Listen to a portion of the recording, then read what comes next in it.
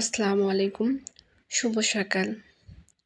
সবাই কেমন আছেন? আশা করি সবাই অনেক ভালো আছেন। আজকে আমি সকালবেলা সালাদ খাবো। এখন প্রায় রেগুলারই খাবো আরকি।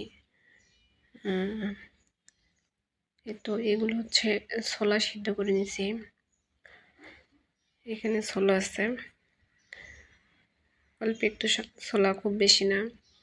এখানে কেটে নিয়েছি গাজর, শসা, টমেটো, পেঁয়াজ, মরিচ, বিটরুট। এগুলো এখন এভাবে কুচি কুচি করে কেটে নিয়েছি। যা বললাম সব এখানে আছে।